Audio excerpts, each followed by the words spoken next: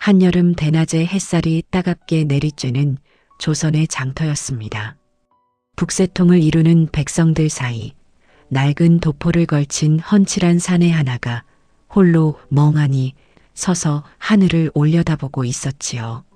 주변 상인들의 활기찬 소리가 귓가를 가득 채웠지만 그의 귀에는 아무것도 들리지 않는 듯 했습니다.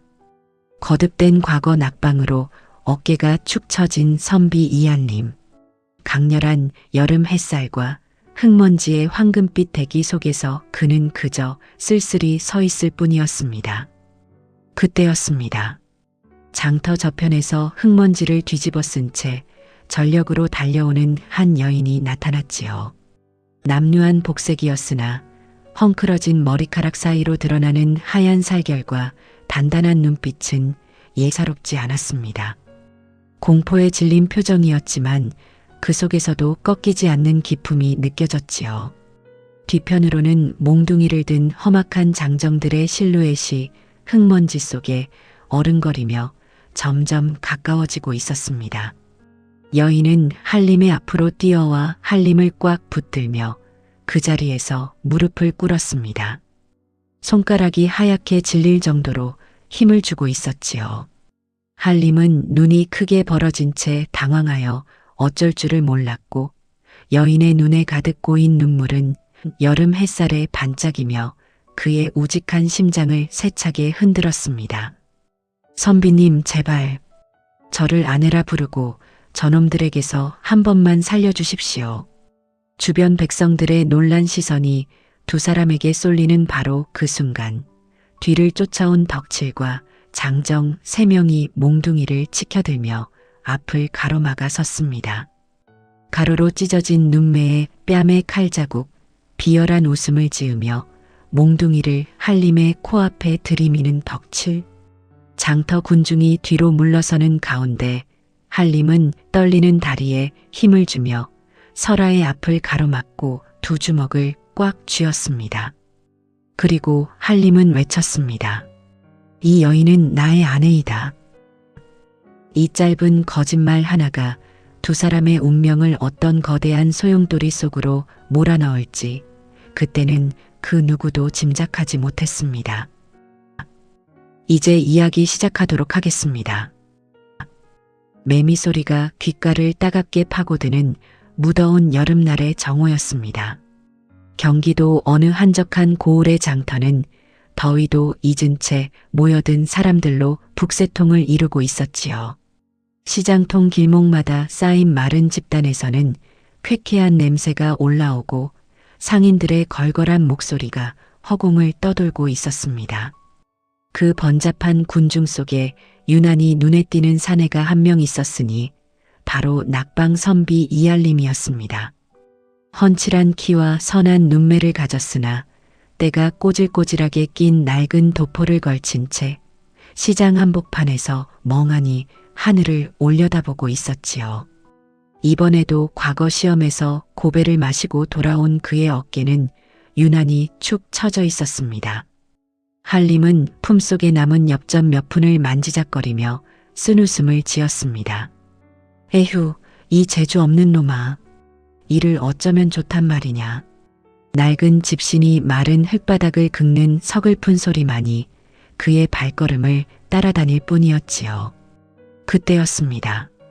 장터 저편에서 무언가 무거운 물체가 공기를 가르는 듯한 다급한 발소리가 들려온 것은 말이지요. 거기 안 서. 이 고약한 년 잡히기만 해봐라. 벼락 같은 고함 소리와 함께한 여인이 사람들 사이를 비집고 미친 듯이 달려나왔습니다. 남루하기 짝이 없는 허름한 복색이었으나 그 사이로 드러난 하얀 살결과 꺾이지 않는 날카로운 눈빛은 예사 여인이 아님을 단번에 말해주었지요. 여인의 머리카락은 헝클어져 어깨 위로 흩날리고 얼굴은 땀과 흙먼지로 범벅이 되어 있었습니다. 그러나 공포에 질린 눈 속에서도 꺾이지 않는 기품이 느껴졌지요. 운명처럼 여인의 시선이 멈춘 곳은 바로 멍하니 서 있던 한림의 앞이었습니다. 여인은 물에 빠진 사람이 지푸라기라도 잡듯 한림의 도포 자락을 두 손으로 꽉 움켜쥐며 무릎을 꿇었습니다. 얼마나 힘을 주었는지 손가락 끝이 하얗게 질릴 정도였지요. 선비님 제발 저를 아내라 부르고 저놈들에게서 한 번만 살려주십시오. 여인의 목소리는 가늘게 떨리고 있었고 커다란 눈망울에는 금방이라도 흘러내릴 듯한 눈물이 맺혀 있었습니다. 한림은 갑작스러운 상황에 정신이 아득해졌습니다. 이게 무슨 해괴한 소리요? 나는 그대를 오늘 처음 보는 사람이요. 한림이 당황하여 물러나려 하자 여인은 더욱 간절하게 매달렸습니다. 저들이 저를 잡아간다면 저는 죽은 목숨이나 다름없습니다. 잠시만, 아주 잠시만 제 남편인 척만 해주십시오. 여인의 말이 끝나기도 전에 험상궂은 사내들이 몽둥이를 휘두르며 나타났습니다. 선두에 선 것은 조판석의 신복 덕칠이었는데 가로로 찢어진 눈매와 뺨에 난 칼자국이 소름 끼치는 살기를 내뿜고 있었지요. 덕칠은 침을 퇴뱉으며 한림과 여인을 가로막아 섰습니다. 이놈, 그 계집 당장 내놓지 못할까? 어디서 남의 집 여자를 빼돌리려 하느냐? 덕칠의 위협에 장터 백성들은 혼비백산하여 흩어졌습니다. 한림의 가슴은 새장에 갇힌 새처럼 요동쳤습니다. 평소 같았으면 벌벌 떨며 도망쳤을 그였지만 등 뒤에서 가늘게 떨고 있는 여인의 가녀린 어깨가 옷자락 너머로 느껴졌지요. 그 절박한 숨소리가 한림의 잠자던 정의감을 깨운 모양이었습니다. 한림은 마른 침을 꿀꺽 삼키고 부르르 떨리는 다리에 힘을 주어 꼿꼿이 섰습니다. 그리고는 평소에는 내본 적 없는 우렁찬 목소리로 호통을 쳤습니다. 무엄하도다. 대낮에 어찌 양반의 아내에게 손을 대려 한단 말이냐. 그 소리에 덕칠과 하수인들은 멈칫하며 서로의 얼굴을 쳐다보았습니다. 뭐라? 아내라고? 이 비루한 선비놈이 누구를 속이려 드는 게냐? 덕칠이 비웃으며 몽둥이를 한림의 코앞까지 들이밀었습니다. 하지만 한림은 물러서지 않았습니다. 오히려 여인의 어깨를 감싸 안으며 더욱 당당하게 굴었지요. 이 여인은 나의 아내이다. 비록 가난하여 옷차림은 남녀 하나 엄연히 나와 혼인한 사이란 말이다. 만약 한 걸음이라도 더 다가온다면 관아에 고하여 엄벌을 받게 할 것이니 그리 알아라. 한림의 단호한 말에 장터 사람들이 수군거리기 시작하자 덕칠은 예상치 못한 선비의 반격에 당혹감을 감추지 못했습니다.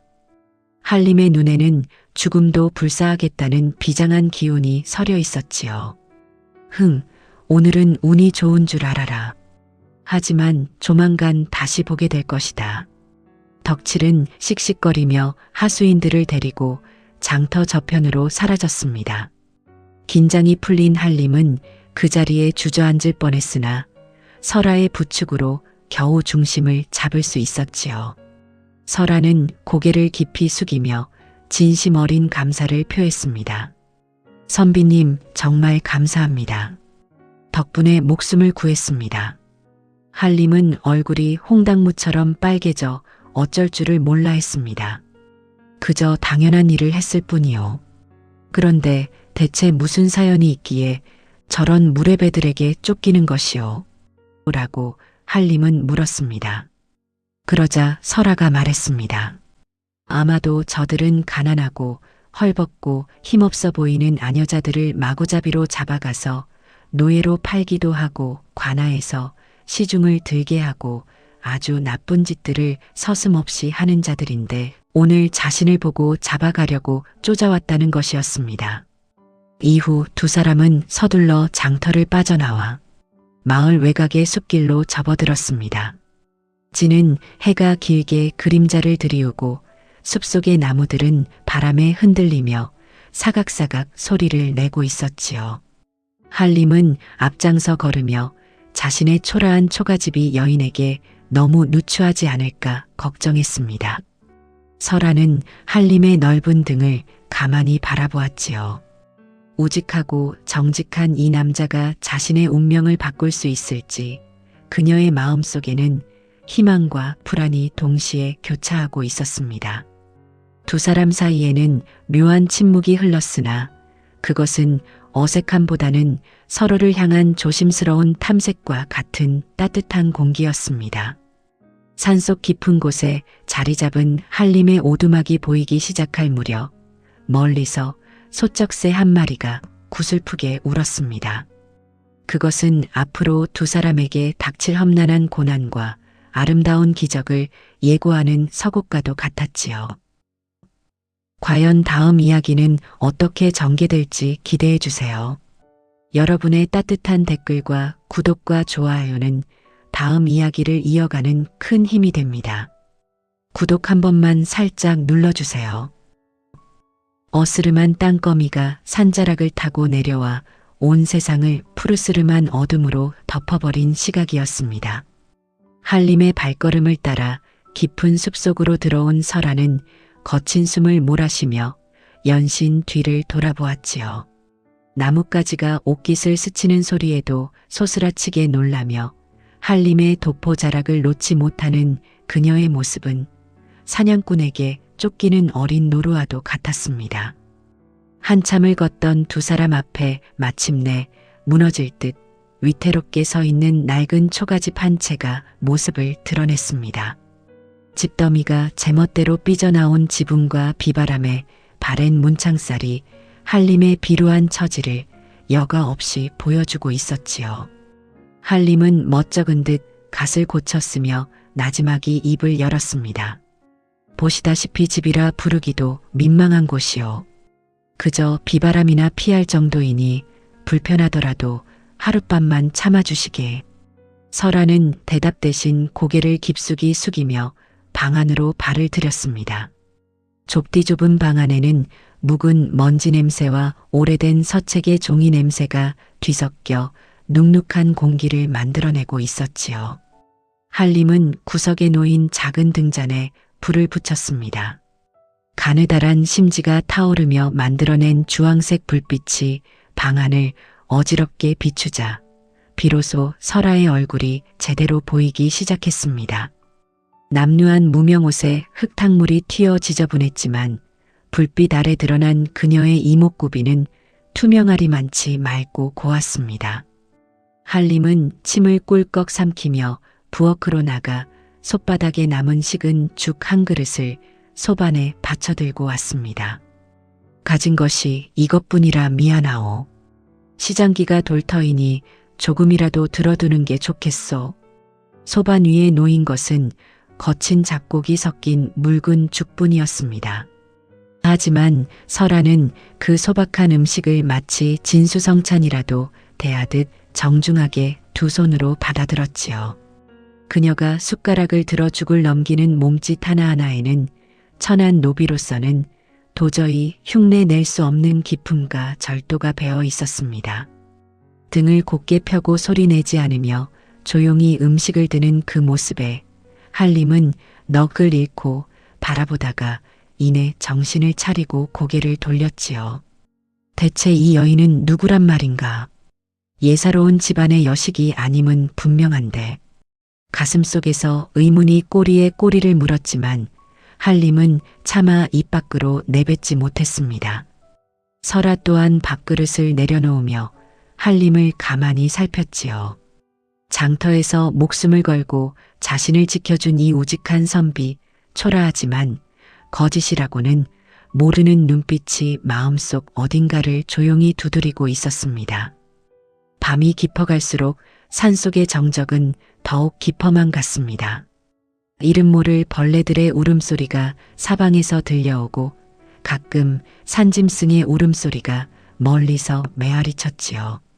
한림은 설아에게 방을 내어주고 자신은 툇마루에 멍석을 깔고 누웠습니다.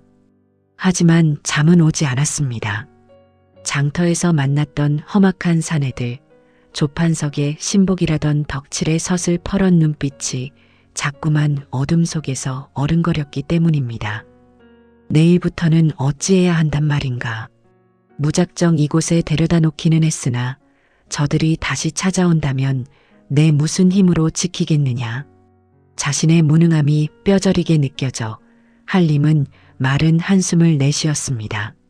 그 시각 마을 아래 주막에서는 심상치 않은 기운이 감돌고 있었습니다. 덕칠과 하수인들이 횃불을 들고 지나가는 사람들을 일일이 감시하고 있었지요. 덕칠은 탁자 위에 거친 술잔을 들이켜며 주막 주인에게 차가운 눈빛을 들이밀었습니다. 오늘 장터에서 어떤 선비놈이 데려간 계집을 본 자가 있느냐? 숨겨주거나 입을 뻥긋한다면 내 놈 목부터 날아갈 줄 알아라. 주막 주인은 사시나무 떨듯 고개를 저었습니다. 마을 전체가 탐관오리 조판석의 위세 아래 눌려 숨소리조차 내지 못하고 있었던 것입니다. 덕칠의 눈은 맹수처럼 번뜩이며 어두운 산자락을 훑쳤습니다. 산속 초가집 방 안에서 설아 역시 잠들지 못한 채 무릎을 껴안고 앉아 있었습니다. 문틈으로 새어 들어오는 가느다란 달빛이 그녀의 눈가에 맺힌 이슬을 반짝이게 했지요.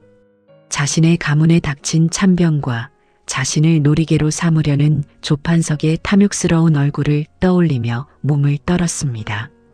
그러나 마당에서 들려오는 한림의 규칙적인 숨소리가 왠지 모를 안도감을 주었지요. 비록 보잘것없어 보이는 선비였으나 장터에서 자신을 위해 몸을 던졌던 그 우직한 눈빛만큼은 진실했기 때문입니다. 한림은 툇마루에 앉아 초승달을 바라보다가 방 안에서 들려오는 가느다란 흐느낌 소리에 가슴이 미어지는 것 같았습니다. 여보시오, 너무 걱정 마시오. 내 비록 힘은 없으나 내 집 문턱을 넘으려는 자들은 목숨을 걸고 막아낼 것이오. 벽 너머로 들려온 한림의 투박하지만 따뜻한 목소리에 설아의 흐느낌이 잦아들었습니다. 두 사람 사이에는 보이지 않는 신뢰의 싹이 아주 조금씩 고개를 들고 있었지요. 하지만 산 아래에서는 덕칠의 횃불이 산길을 좁혀오고 있었으니 운명의 여신은 이 두 사람에게 잠시의 평화조차 허락하지 않으려는 듯 잔인한 폭풍우를 준비하고 있었습니다.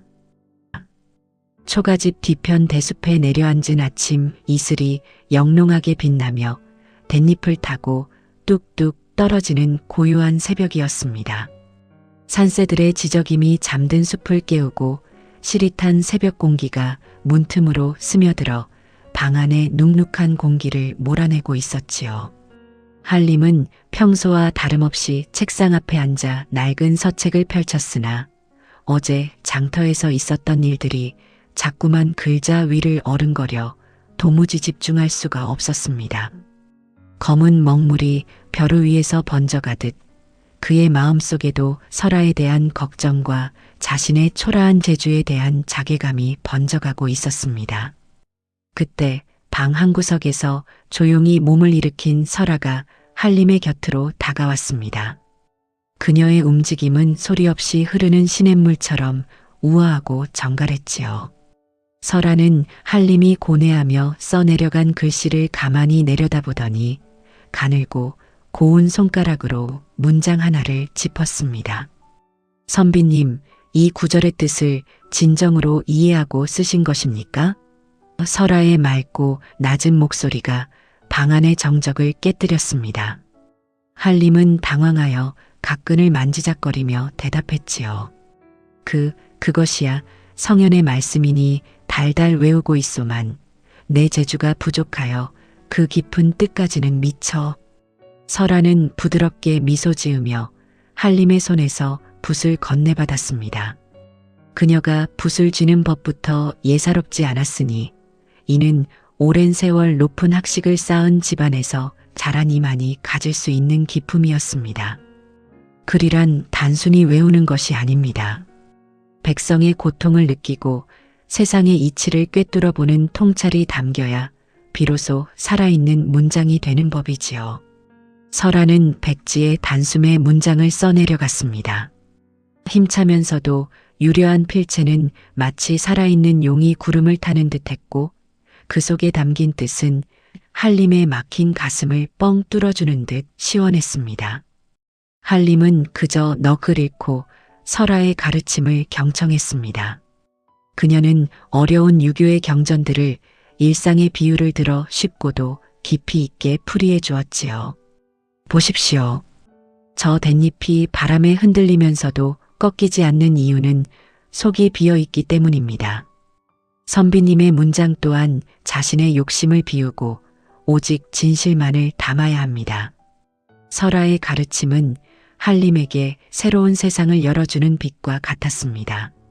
매일 아침과 밤 두 사람은 작은 등잔불 아래 마주 앉아 학문을 논했습니다. 심지가 타오르며 내는 타닥타닥 소리와 종이가 넘어가는 사각거리는 소리가 초가집의 밤을 가득 채웠지요. 시간이 흐를수록 한림의 눈빛은 달라졌습니다. 예전에 초점 없던 눈망울은 이제 세상의 모순을 꿰뚫어 볼 듯 날카롭고 총기 있게 빛났습니다. 설아는 한림의 문장이 날이 갈수록 유려해지는 것을 보며 남몰래 기쁨의 눈물을 훔치기도 했습니다. 가문의 원수를 갚고 세상을 바로잡을 희망이 이 우직하고 선한 사내의 손끝에서 피어나고 있었기 때문이지요. 가끔 공부가 막힐 때면 두 사람은 마당에 나와 함께 산나물을 다듬으며 소박한 대화를 나누었습니다. 당신의 지혜는 가히 천하를 호령할 만하오. 어찌 이런 재주를 숨기고 어렵게 살아왔단 말이오? 한림의 물음에 설아는 잠시 손길을 멈추고 먼 산을 바라보았습니다. 운명이 저를 이곳으로 이끌었을 뿐입니다. 하지만 선비님을 만난 것은 제 인생에서 가장 큰 축복입니다. 설아의 진심 어린 말에 한림의 가슴은 뜨겁게 달아올랐습니다. 두 사람 사이에는 신뢰를 넘어선 애틋한 연정이 피어오르고 있었지요. 한림과 설아는 한동안 이렇게 서로 대화를 나누고 하면서 하루하루를 같이 보내게 되었습니다. 그러나 평화는 오래가지 않았지요. 한림이 장터에 나간 어느 날 오후 설아는 마당에서 빨래를 널다가 숲속에서 들려오는 불길한 바스락거림을 느꼈습니다. 바람 한 점 없는 날이었음에도 대숲이 거세게 흔들리고 있었지요. 설아의 직감은 틀리지 않았습니다. 조판석의 하수인들이 숲길 곳곳에 숨어 호시탐탐 기회를 노리고 있었던 것입니다. 설아는 가슴이 철렁 내려앉았으나 짐짓 태어난 척 방으로 들어와 한림의 서책들을 챙겼습니다. 밤늦게 돌아온 한림은 설아의 긴장된 기운을 단번에 알아차렸지요. 설아는 자신의 과거와 조판석의 탐욕에 대해 조심스럽게 털어놓기 시작했습니다. 그녀의 이야기가 이어질수록 한림의 주먹은 파르르 떨렸습니다. 내 비록 무능한 선비였으나 당신의 억울함을 풀고 저 악독한 무리를 처단하기 위해서라도 반드시 과거에 급제하겠소? 한림의 목소리에는 이전에 없던 단단한 결의가 실려 있었습니다. 두 사람은 마주 잡은 손끝에서 서로의 체온과 의지를 나누었습니다. 밖에서는 으스스한 부엉이 울음소리가 들려왔으나 등잔불 아래 두 사람의 그림자는 흔들림 없이 겹쳐져 있었습니다. 서쪽 하늘이 선열보다 더 짙은 노을로 물들어가는 늦은 오후였습니다. 한여름의 열기가 아직 가시지 않은 산속은 숨이 턱턱 막히는 고요함 속에 잠겨 있었지요. 마당가에 핀 이른모를 들꽃 쫓아 뜨거운 기운에 고개를 숙이고 요란하게 울어대던 매미들마저 약속이라도 한 듯 일제히 울음을 멈추었습니다. 그 기이한 정적을 깨뜨린 것은 산 아래에서부터 들려오는 거칠고 불길한 발소리였습니다. 이놈, 여기에 숨어 있었구나. 너희들을 찾느라고 얼마나 많은 곳을 뒤지며 시간을 보냈는지 모르겠구나.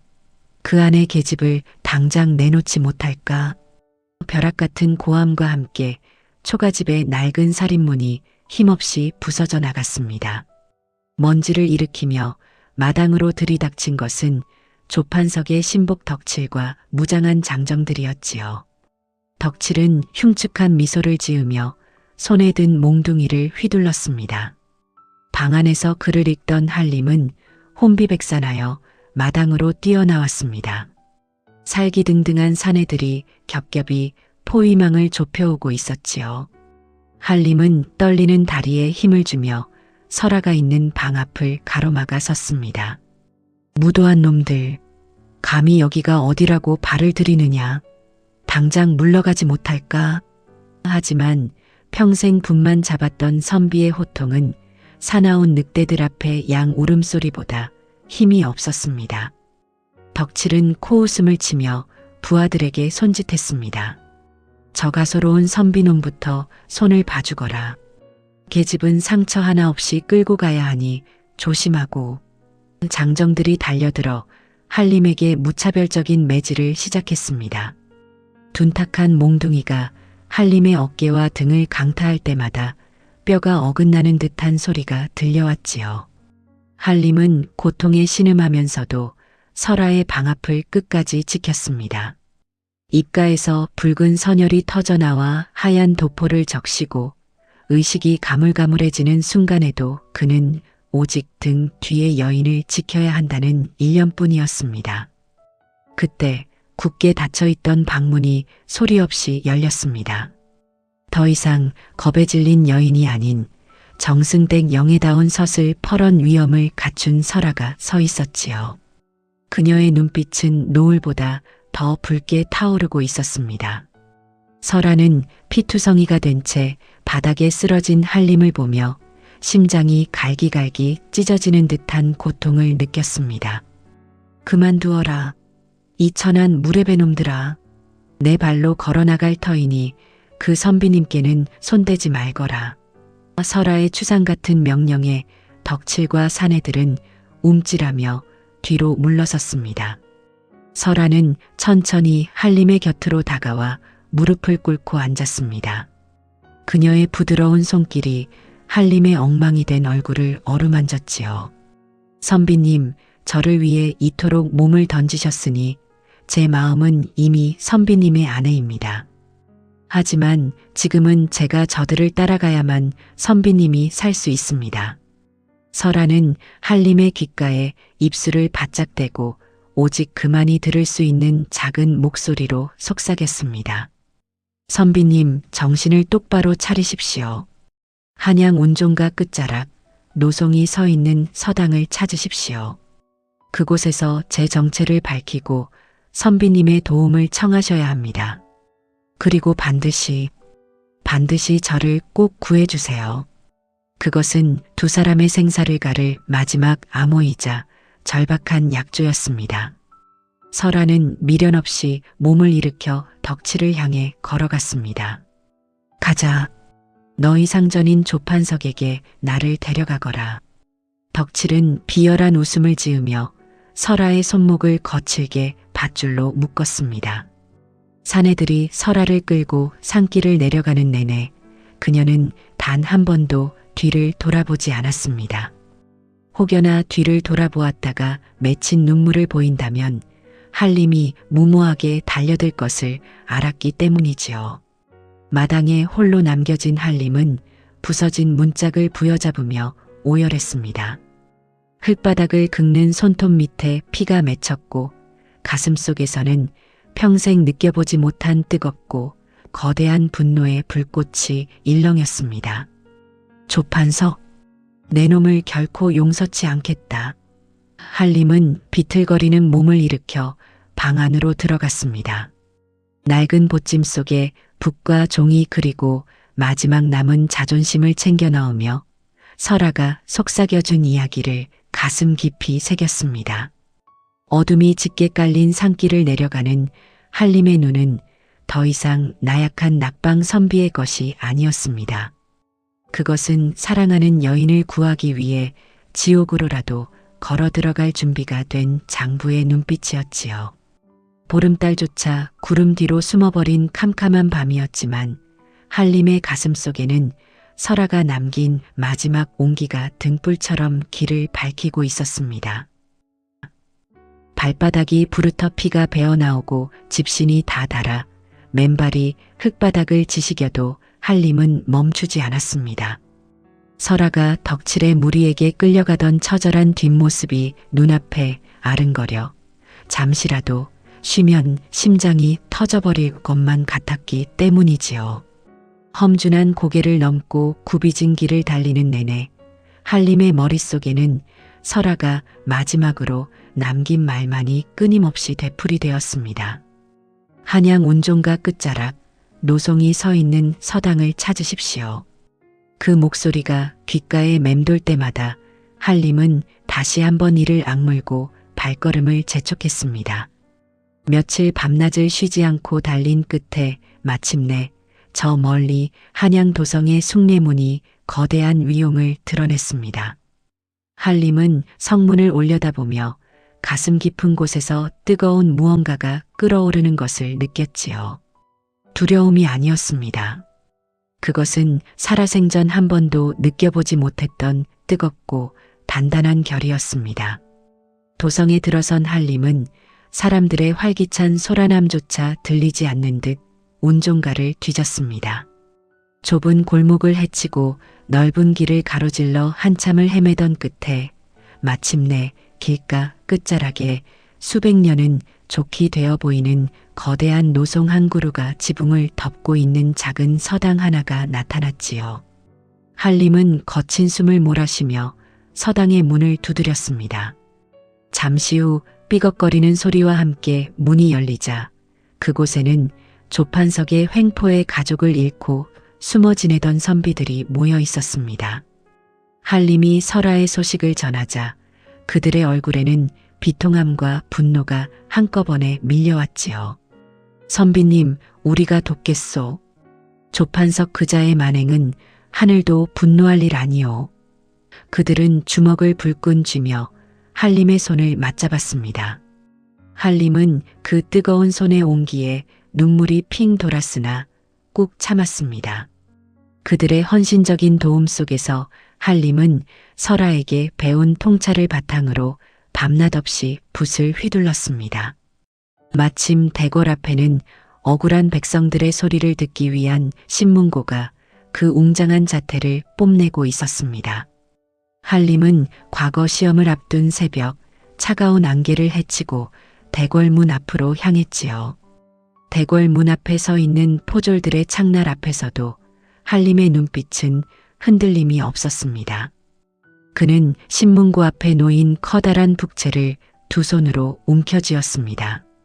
손바닥이 땀으로 흥건했으나 손끝에서는 오히려 설아의 마지막 온기가 느껴지는 것 같았지요. 한림은 눈을 감고 설아의 얼굴을 떠올렸습니다. 차갑게 식어가던 피가 다시 온몸을 뜨겁게 달구는 듯 했습니다. 그리고는 온몸의 기운을 끌어모아 북 가죽을 힘껏 내리쳤습니다. 둥, 둥, 둥.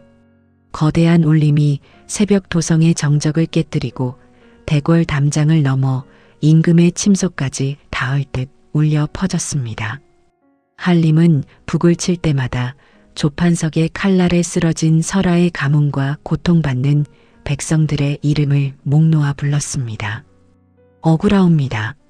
경기도 안성 고을의 조판석이 법을 어지럽히고 무고한 백성을 핍박하나이다. 통촉하여 주시옵소서. 너무나 집중하여 계속 북을 쳐 거의 실신할 지경에 이른 한림은 쓰러지는 순간까지도 북채를 놓지 않고 절규했습니다. 이 소동은 삽시간에 도성 전체로 퍼져나갔고 마침 과거 시험을 주관하던 시관들의 귀에도 들어가게 되었지요. 그리고 이후 이어지는 과거 시험장, 수천 명의 선비가 모인 광화문 앞들에는 팽팽한 긴장감이 감돌았습니다. 한림은 지칠 대로 지친 몸을 이끌고 시험 자리에 앉았습니다. 시제가 발표되자 시험장은 붓이 종이를 긁는 사각거리는 소리로 가득 찼지요. 한림은 잠시 눈을 감고 설아의 목소리를 떠올렸습니다. 글은 백성의 피눈물을 닦아주는 도구가 되어야 합니다. 그 한마디가 가슴속에서 불꽃처럼 타올랐습니다. 한림의 붓끝이 춤을 추기 시작했지요. 그는 단순히 성현의 말씀을 나열하는 것이 아니라 현장에서 목격한 탐관오리의 만행과 억울하게 짓밟힌 백성들의 비참한 삶을 날카롭고도 유려한 문장으로 써내려갔습니다. 검은 먹물이 하얀 한지 위에서 폭풍처럼 몰아치고 한림의 이마에는 굵은 땀방울이 맺혔습니다.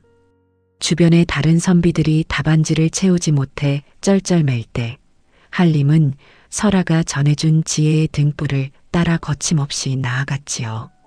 그의 문장은 창끝보다 예리했고 그의 논리는 바위보다 단단했으며 그의 진심은 그 어떤 권력도 꺾을 수 없는 것이었습니다. 마지막 점 하나를 찍으며 붓을 내려놓는 순간 한림의 눈에서 뜨거운 눈물 한 방울이 한지 위로 조용히 떨어졌습니다. 그것은 한 선비의 인생을 건 승부수이자 사랑하는 여인을 구하기 위해 하늘에 올리는 간절한 경문이었습니다. 시험장을 빠져나온 한림은 합격의 소식을 기다리지 않고 다시 발길을 돌렸습니다. 설아 부인 기다리시오. 내 반드시 조판석 그놈의 면전에 임금님의 엄중한 명이 내려가도록 하겠소. 지는 해의 붉은 그림자가 한양 도성을 뒤덮을 때 한림은 다시 고통의 땅을 향해 힘차게 발을 내디뎠습니다.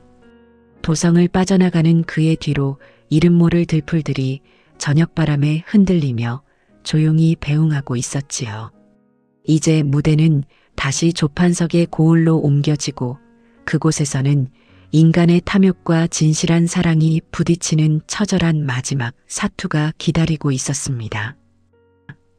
하늘은 거대한 먹물을 뒤집어 쓴 듯 어둡고 무거웠으며 이따금 대지를 가르는 천둥 소리는 불길한 징조처럼 고을 전체를 휘감았습니다. 산맥을 타고 내려오는 칼바람은 나무들의 팔다리를 사정없이 흔들어대었고 비바람에 젖은 흙내음은 죽음의 그림자처럼 낮게 깔려 있었지요. 한림은 며칠 밤낮을 쉬지 않고 달려온 탓에 온몸이 천근만근이었으나 사랑하는 여인을 구해야 한다는 일념 하나로 조판석의 관아 정문 앞에 우뚝 섰습니다. 해진 도포는 비바람에 젖어 무겁게 몸에 착 달라붙어 있었고 집신 사이로 드러난 발가락은 여기저기 터져 붉은 선혈이 배어 나오고 있었지요. 한 걸음을 뗄 때마다 상처난 발바닥이 짓눌려 비명이 나올 법도 하건만 한림의 눈빛만큼은 그 어떤 칼날보다 예리하게 빛나고 있었습니다. 그는 관아 문을 지키는 포졸들의 서슬 퍼런 창날을 정면으로 응시하며 가슴 깊은 곳에서 단전의 기운을 끌어올려 목소리를 외쳤습니다. 내 이 고을 수령 조판석에게 할 말이 있어 왔노라. 도망치던 여인을 핍박하는 자가 어찌 백성을 다스리는 관원이라 할 수 있겠느냐. 당장 문을 열고 나를 그자 앞으로 인도하라. 포졸들은 비루한 행색의 선비가 내뿜는 범상치 않은 기계와 장중한 목소리에 주춤하며 길을 내주었습니다. 한림은 당당한 걸음걸이로 관아 마당을 가로질러 대청마루 위에 앉아 비싼 술잔을 기울이던 조판석 앞에 섰지요. 조판석은 비대하고 탐욕스러운 인상에 화려한 비단옷을 걸친 채 갑작스러운 한림의 등장에 눈썹을 치켜뜨며 비열한 웃음을 지었습니다. 그가 든 술잔에서는 진한 향이 풍겼으나 그 내면의 악취는 가릴 수 없었습니다. 너는 누구냐? 혹 그때 설악의 집을 숨겨주었다가 쥐새끼처럼 도망갔던 그 선비놈이 아니냐? 제 발로 죽으러 오다니 참으로 가상하구나. 내 놈이 죽음을 재촉하는 데는 아주 소질이 있구나. 조판석이 비웃으며 말했습니다. 조판석, 내 놈의 만행은 이미 한양 대궐 신문고를 통해 임금님의 귀에 닿았느니라. 내 과거 시험장에서 내 놈의 역모와 비리를 낱낱이 적어 올렸으니 이제 곧 어명이 내려올 것이다. 내 놈의 탐욕이 하늘을 찔렀으니 그 끝은 비참한 파멸뿐임을 어찌 모르느냐. 한림의 서슬 퍼런 외침에 조판석의 손이 미세하게 떨렸습니다. 신문고라는 말에 잠시 당황한 기색을 보였으나 이내 광기 어린 웃음을 터뜨리며 육중한 탁자를 내리쳤지요. 신문고, 과거 시험, 하하.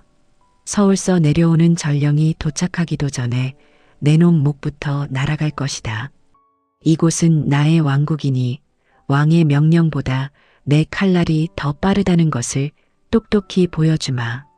조판석은 곁에 있던 덕칠에게 명하여 내일이라도 당장 목을 칠 것이니 당장 지하 감옥으로 쳐넣으라 소리쳤습니다. 한림은 포졸들에게 팔을 붙잡혀 끌려가면서도 흔들리지 않았습니다. 사실 이 모든 것은 설아를 곁에서 지키기 위해 그가 계획한 치열하고도 무모한 선택이었기 때문이지요. 지하 감옥으로 내려가는 계단은 눅눅하고 썩은 냄새가 진동했습니다. 벽면을 타고 흐르는 차가운 물기가 한림의 피부에 닿을 때마다 소름이 돋았으나 그는 오직 설아의 숨소리를 찾기 위해 온 신경을 집중했습니다. 덜컹거리는 철창문 소리와 함께 한림은 설아가 갇힌 방 바로 옆칸의 차가운 바닥으로 던져졌지요. 어둠 속에서 거친 숨을 몰아쉬던 한림은 옆방에서 들려오는 가느다란 흐느낌과 고통 섞인 앓는 소리를 들었습니다. 설아 부인, 나요 한림이요. 내가 왔소. 부디 정신을 차리시오. 벽 너머에서 들려온 한림의 목소리에 설아는 믿기지 않는다는 듯 쇠창살로 다가왔습니다. 선비님, 어찌 이곳까지 오셨단 말입니까? 이 지옥 같은 곳에 왜 발을 들이셨습니까? 설아의 통곡 섞인 목소리에 한림은 철창 사이로 손을 뻗어 그녀의 떨리는 손을 꼭 맞잡았습니다. 걱정 마시오. 내 비록 몸은 갇혔으나 한양의 뜻 있는 사람들과 함께 힘을 합쳤으니 머지않아 밝은 햇살을 보게 될 것이오. 부인만 무사하다면 나는 죽어도 여한이 없소. 차가운 쇠창살을 사이에 두고 서로의 온기를 나누는 두 사람의 재회는 지하 감옥의 어두운 공기를 그 어떤 대궐보다 따뜻하고 숭고한 공간으로 만들어 놓았습니다. 그 시각 관아 밖에서는 또 다른 전운이 감돌고 있었습니다. 조판석은 한림이 신문고를 두드렸다는 말에 극도의 불안감을 느끼고 고을로 진입하는 모든 의심스러운 자들을 베어버리라 자객들에게 명했지요.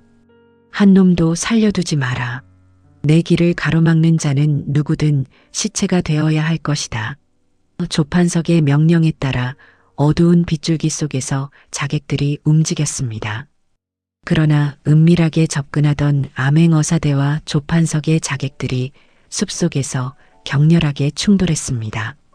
챙강거리는 칼 부딪히는 소리와 짧은 비명소리가 빗소리에 묻혀 고을 전체를 긴장감으로 몰아넣었습니다.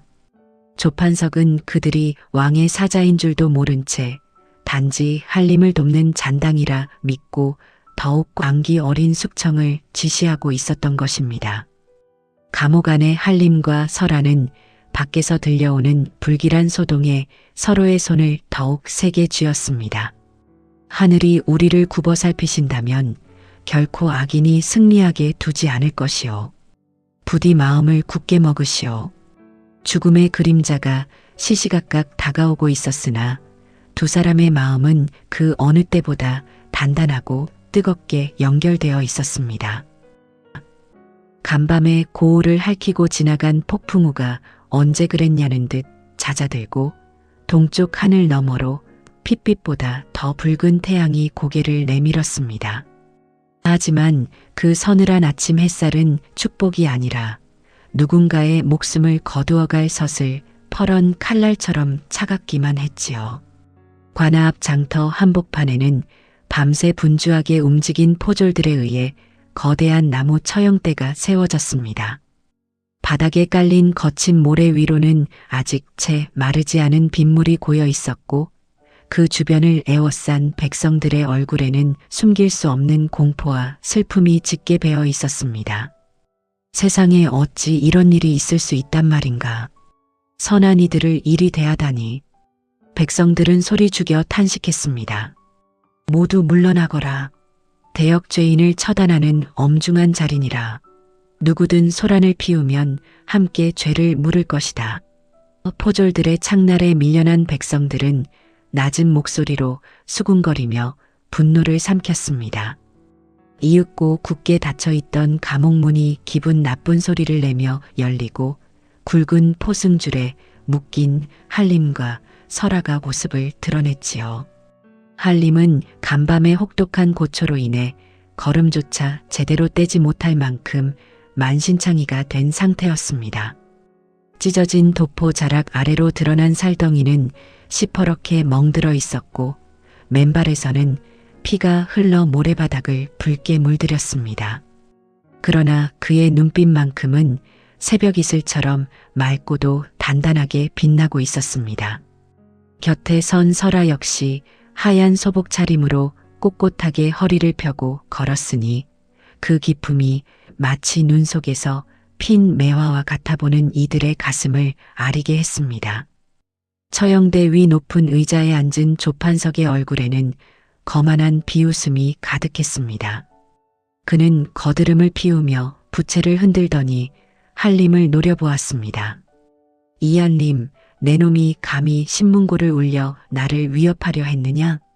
가소로운 지고, 내 놈의 그 알량한 붓끝이 내 칼날보다 빠른지 이제 한번 시험해 보자꾸나. 자, 마지막으로 할 말이라도 있느냐? 조판석은 비열한 눈빛으로 설아를 훑어내리더니 더욱 잔혹한 제안을 건넸습니다. 윤설아, 너에게 마지막 기회를 주마. 지금이라도 저 비루한 선비놈을 남남이라 부정하고 내 수청을 들겠노라 맹세해라. 그리하면 저놈의 목숨 하나만은 살려주마. 어떠냐? 내 정조가 내 남자의 목숨보다 무겁더야. 그 비열한 제안에 설아의 눈동자가 흔들렸습니다. 자신 때문에 피투성이가 된 한림을 바라보며 심장이 갈기갈기 찢어지는 듯한 고통을 느꼈지요.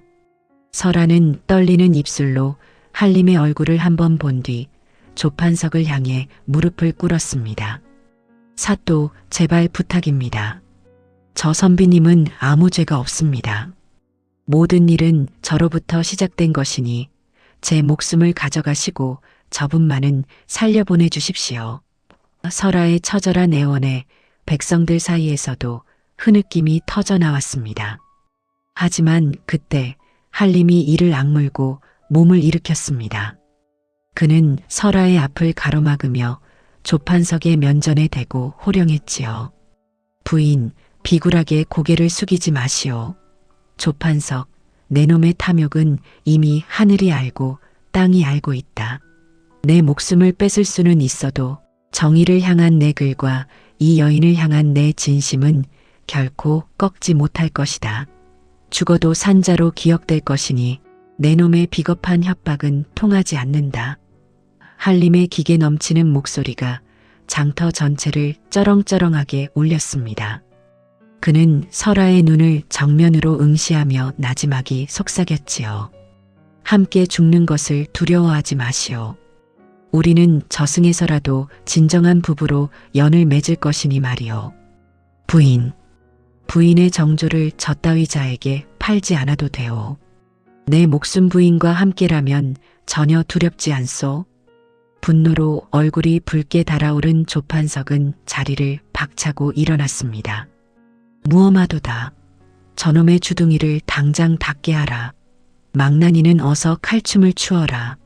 당장 저들의 목을 쳐라. 조판석의 광기 어린 명령이 떨어지자 험상궂은 얼굴의 망나니가 입안 가득 고인 술을 시퍼런 칼날에 뿜어냈습니다. 칼날에 맺힌 술방울이 아침 햇살을 받아 섬뜩하게 빛났지요. 망나니는 덩실덩실 춤을 추며 한림과 설아의 주변을 맴돌기 시작했습니다. 칼날이 허공을 가르는 소리가 공포스럽게 울려 퍼졌습니다. 설아는 두 눈을 질끈 감았고 한림은 오히려 눈을 부릅뜨고 하늘을 올려다보았습니다. 백성들은 차마 그 광경을 보지 못하고 고개를 돌리거나 소매자락으로 눈을 가렸지요. 사방은 숨소리조차 들리지 않을 만큼 무거운 정적에 휩싸였고 오직 망나니의 거친 숨소리와 발구름 소리만이 형장을 가득 채웠습니다. 조판석이 마침내 처형을 알리는 패를 바닥에 던지려 손을 높이 치켜든 그 순간이었습니다. 저 멀리 고개 너머에서부터 땅바닥을 울리는 육중한 말발굽 소리가 천둥처럼 들려왔습니다. 자욱한 흙먼지가 하늘을 뒤덮으며 다가오고 있었지요. 멈추어라. 암행어사 출두야. 암행어사 출두야. 구름을 뚫고 쏟아지는 천둥 같은 외침이 형장을 뒤흔들었습니다. 죽음의 문턱에서 기적처럼 찾아온 구원의 외침에 한림과 설아는 서로를 바라보며 마지막 남은 기운을 다해 미소 지었습니다. 부인, 이제 살았소. 하늘이 우리를 도우셨소. 한림의 목소리에 설아는 안도의 눈물을 쏟아냈습니다. 암행어사 출두야. 암행어사 출두야. 장터를 뒤흔드는 서슬 퍼런 외침은 망나니의 날카로운 칼날을 멈춰 세우기에 충분했습니다. 자욱한 흙먼지를 뚫고 나타난 암행어사대와 광군들의 기세는 마치 노도와 같아 그 위풍당당한 모습에 형장의 공기는 순식간에 얼어붙었지요. 공포에 떨던 백성들은 그 기세에 압도되어 길을 내주었고 선두에서 말을 달리던 한 사내가 높이 치켜든 마패는 아침 햇살을 받아 눈부신 황금빛 광채를 내뿜으며 조판석의 눈을 멀게 할 듯 번뜩였습니다. 형리들은 들고 있던 창을 떨어뜨리고 바닥에 엎드려 자비를 구했고 백성들은 믿기지 않는 광경에 마른 침을 삼키며 뒷걸음질 쳤지요. 암행어사다. 진짜 암행어사가 나타나셨다. 백성들의 수군거림이 장터를 메웠습니다. 망나니의 칼날 아래 목을 내놓고 죽음을 기다리던 한림과 설아는 그 장엄한 외침에 천천히 눈을 떴습니다. 한림은 온몸의 감각이 살아나는 것을 느끼며 옆에 선 설아를 바라보았지요. 설아의 뺨 위로 흐르던 눈물방울에 아침 서광이 맺혀 영롱하게 빛나고 있었습니다. 부인, 보시오. 하늘이 우리를 버리지 않으셨소. 정의가 살아있음을 보시오. 한림의 갈라진 목소리에 설아는 대답 대신 떨리는 손으로 그의 찢어진 옷자락을 꽉 쥐었습니다. 그것은 단순한 공포가 아닌 생환의 기쁨과 감격이 섞인 전율이었습니다. 설아의 눈에는 다시금 생기가 돌기 시작했습니다. 하지만 자리를 박차고 일어난 조판석은 여전히 현실을 부정하며 광기 어린 소리를 질러댔습니다. 무엇들 하느냐? 저놈들은 암행어사를 사칭하는 도당들이다. 내 권위에 도전하는 자들이니 당장 저놈들을 베어 넘기고 처형을 집행하라. 무엇이 두려워 멈춰 있느냐? 조판석의 비겁한 명령에 그의 사병들과 덕칠의 무리가 칼을 뽑아들고 광군들을 가로막으려 했습니다. 장터는 순식간에 칼과 칼이 맞부딪히는 날카로운 금속음과 거친 기합 소리로 아수라장이 되었습니다. 덕칠은 험상궂은 얼굴로 몽둥이를 휘두르며 한림에게 달려들었으나 그 순간 하늘을 가르며 날아온 광군의 화살이 덕칠의 발치에 꽂혔습니다. 멈추어라. 어명이니라. 조판석과 그 일당은 무기를 버리고 포박을 받으라.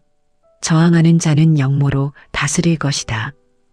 암행어사의 서슬 퍼런 꾸짖음이 다시 한번 장내를 압도했습니다.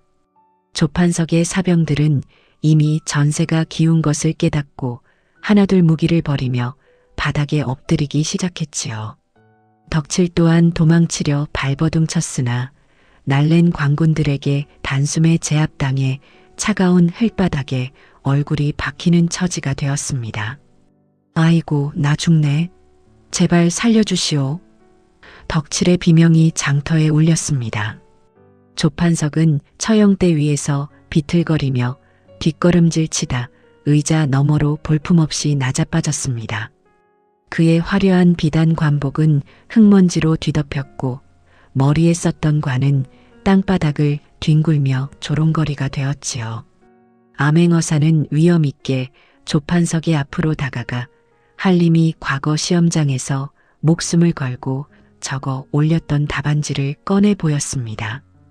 조판석, 내놈의 죄상은 이미 이한림 선비의 예리한 붓끝을 통해 낱낱이 밝혀졌느니라. 내놈이 지금까지 백성들의 고열을 짜내고 곡식을 수탈한 죄, 비리, 그리고 수많은 죄와 또한 한 여식을 노비로 삼으려 한 극악무도한 짓을 임금님께서 모두 아시게 되었다. 내놈의 탐욕이 이 종이 한 장에 다 담겨 있도다. 그 말에 백성들 사이에서 웅성거림이 커지더니 이내 거대한 파도와 같은 함성으로 변해 장터를 가득 채웠습니다. 천벌을 받을 놈. 잘됐다. 이제야 정의가 바로 서는구나. 조판석을 처단하라. 수탈한 우리 곡식을 돌려달라. 백성들은 그동안 조판석의 수탈에 눌려왔던 울분을 토해내며 환호하고 돌을 던졌습니다. 조판석은 머리를 감싸 쥐며 살려달라고 애걸복걸했으나 정의의 심판 앞에서 그 어떤 비겁한 변명도 통하지 않았습니다. 한림과 설아의 몸을 묶고 있던 거친 포승줄이 광군들의 날카로운 칼 끝에 힘없이 끊겨 나갔습니다. 줄이 풀리자마자 한림은 설아를 품에 안았고 설아는 한림의 가슴에 얼굴을 묻고 참았던 통곡을 터뜨렸지요. 고맙소. 끝까지 견뎌주어 정말 고맙소. 부인 덕분에 내가 이 자리에 서 있소. 한림은 설아의 헝클어진 머리카락을 어루만지며 다독였습니다. 설아는 한림의 심장 소리를 들으며 비로소 안도의 숨을 내쉬었지요. 비바람을 견뎌낸 꽃이 더욱 향기롭듯 죽음의 고비를 넘긴 두 사람의 포옹은 형장을 지켜보던 백성들의 눈시울을 붉게 만들었습니다. 암행어사는 관아의 창고를 열어 조판석이 수탈한 곡식과 재물을 모두 주인들에게 돌려주라 명했습니다. 장터는 이제 통곡의 장이 아닌 축제의 현장으로 변해가고 있었지요. 형장을 가득 메웠던 자욱한 흙먼지가 시원한 바람에 흩날리며 서서히 걷히기 시작했습니다. 아침 햇살은 구름을 뚫고 찬란하게 내려와 포박이 풀린 채 서로를 부둥켜 안고 있는 한림과 설아 위로 축복처럼 쏟아졌지요. 암행어사 출두의 여운이 가시기도 전에 마패를 든 사내가 천천히 말에서 내려 형장 위로 걸어 올라왔습니다. 그의 걸음걸이는 태산처럼 묵직했고 그가 내딛는 발걸음마다 서슬퍼런 정의의 기운과 위엄이 서려 있었습니다. 주변의 공기마저 그의 기계에 눌려 정적에 휩싸였지요. 조판석은 바닥을 기며 어사의 바짓가랑이를 붙잡고 비굴하게 매달렸습니다. 조금 전에 거만함은 간대없고 오직 목숨을 구걸하는 짐승의 모습이었습니다. 어사나리, 이건 오해입니다. 저 선비놈이 영모의 잔당을 숨겨주려 하기에 제가 국법을 엄히 집행하려 한 것뿐입니다. 제가 이 고을을 위해 얼마나 애썼는지 아시지 않습니까? 제발 살려주십시오. 조판석의 비겁한 변명에 어사는 차가운 침묵으로 답하며 천천히 머리에 쓰고 있던 커다란 갓을 벗었습니다. 갓 아래로 드러난 어사의 얼굴을 확인하는 순간 설아의 눈동자가 경악으로 크게 벌어지며 온몸이 사시나무 떨듯 떨리기 시작했습니다. 그 얼굴은 설아가 꿈에서도 잊지 못한 그리운 얼굴이었지요. 오라버니? 정말 오라버니이신가요? 죽은 줄로만 알았던 오라버니가 어찌. 설아의 떨리는 외마디 비명에 형장은 순식간에 차가운 정적에 휩싸였습니다. 어사는 눈시울이 붉어진 채 설아에게 다가와 그녀의 거친 손을 두 손으로 꼭 맞잡았지요. 그래, 설아야. 못난 오라비가 늦었다. 죽은 줄 알았던 이 오라비가 가문의 결백을 증명하고 너를 찾기 위해 지옥 같은 세월을 견디고 돌아왔다. 이제 다시는 너를 홀로 두지 않으마. 사실 설아의 오빠는 가문이 멸문지화당할 당시 극적으로 탈출하여 이름을 바꾸고 신분을 숨긴 채 살아오다가 가문의 누명이 벗겨지게 되었고 이후 피나는 노력 끝에 과거에 급제했습니다. 그리고 임금님의 밀명을 수행하는 암행어사가 되어 돌아온 것이었지요. 그런데 설아는 계속 밖으로 떠돌다 보니 가문이 복권된 것도 모르고 지금까지 살아오게 된 것이었답니다. 그래서 오빠는 이번 일에 동생 설아가 엮여 있다는 소식을 듣고 동생을 찾아 여기까지 오게 된 것이었지요.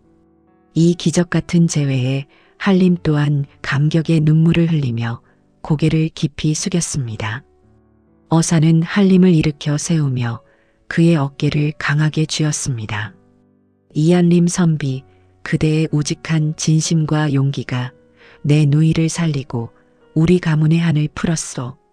그대가 과거 시험장에서 써올린 그 날카로운 문장들이 임금님의 마음을 움직였고 내게 이곳으로 올 수 있는 명분을 주었소. 그대는 진정 이 나라의 제목이요. 어사는 한림이 제출한 답안지가 이번 과거 시험에서 당당히 장원급제를 차지했음을 백성들 앞에 큰 소리로 선포했습니다. 보아라, 이 선비가 바로 이번 과거의 장원이니라. 조판석은 들어라.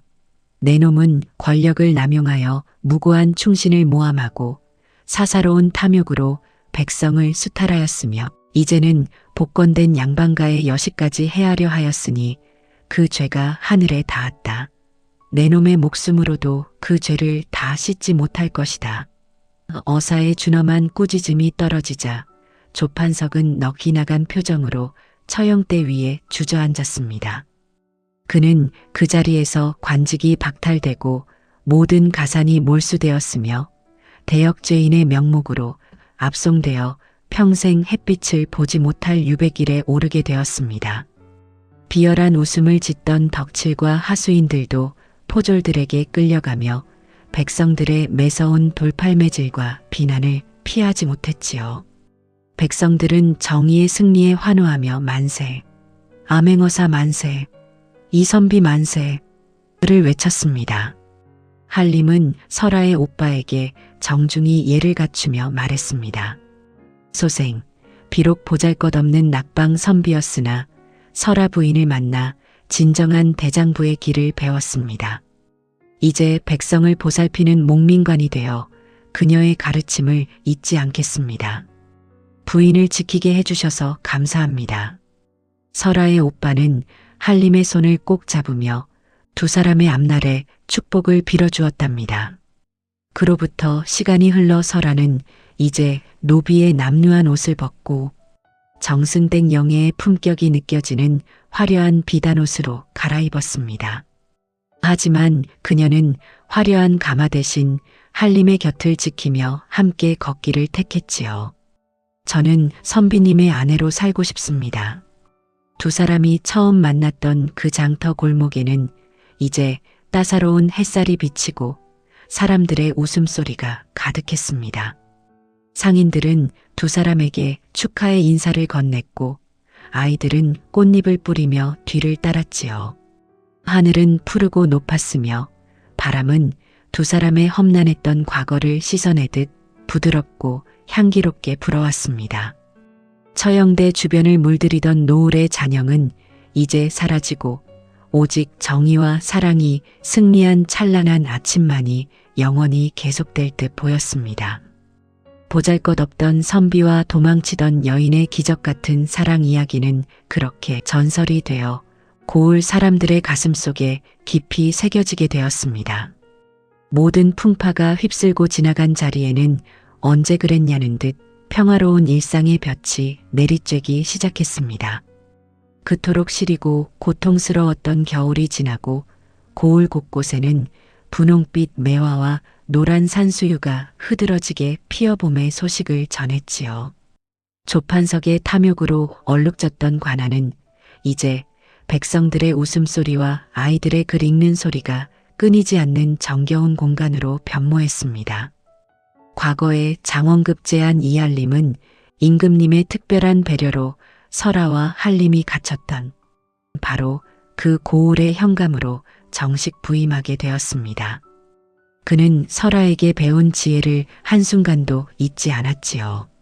매일 아침 관아 문을 활짝 열어두고 억울한 백성이 있다면 누구든 찾아와 고하게 했습니다.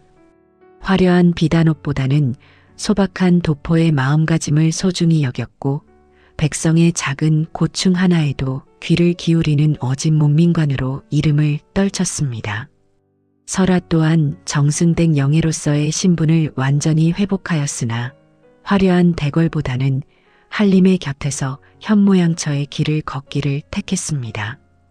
그녀는 남편이 올바른 정치를 펼칠 수 있도록 곁에서 끊임없이 지혜를 빌려주었고 고을의 가난한 여인들을 모아 글을 가르치고 바느질을 돕는 등 자애로운 인심으로 백성들의 존경을 한 몸에 받았지요. 두 사람이 처음 만났던 그 장터 골목에는 이제 부부의 정을 기리는 작은 비석 하나가 세워졌습니다. 한림과 설아는 해마다 첫 만남의 그날이 오면 평복 차림으로 장터를 찾아가 상인들과 허물없이 이야기를 나누며 그 시절의 고난을 따뜻하게 추억하곤 했습니다. 부인, 그때 당신이 내 옷자락을 잡지 않았더라면 나는 평생 이름 없는 낙방 선비로 늙어갔을 것이오. 한림의 말에 설아는 수줍게 미소 지으며 대답했지요. 아닙니다, 서방님. 서방님의 우직한 심성과 용기가 없었더라면 저 역시 차가운 길바닥에서 생을 마감했을 것입니다. 서방님이야말로 제 인생의 진정한 구원자이십니다. 사람의 인연이란 참으로 묘하고도 깊은 것이지요. 도망치던 가련한 여인과 무능했던 선비의 만남은 비록 거짓 남편이라는 총극으로 시작되었으나 그 끝은 나라를 살리고 가문을 일으키는 위대한 기적으로 결실을 맺었습니다. 고난은 사람을 단단하게 만들고 진실한 사랑은 불가능해 보이는 운명조차 바꾼다는 것을 두 사람은 온몸으로 증명해 보였습니다. 한림의 정무가 끝나는 저녁이면 설아는 등불을 들고 관아 문 앞까지 나와 남편을 마중 나갔습니다. 두 사람의 그림자가 길게 겹쳐지는 그 평화로운 광경은 세상 그 어떤 화려한 수묵화보다도 깊고 아름다운 여운을 남기며 우리 가슴 속에 영원히 기억될 것입니다. 지금까지 시청해주신 여러분의 따뜻한 공감에 감사드립니다. 다음 이야기도 많이 기대해 주시고 구독과 좋아요는 다음 이야기를 이어가는 큰 힘이 됩니다. 감사합니다.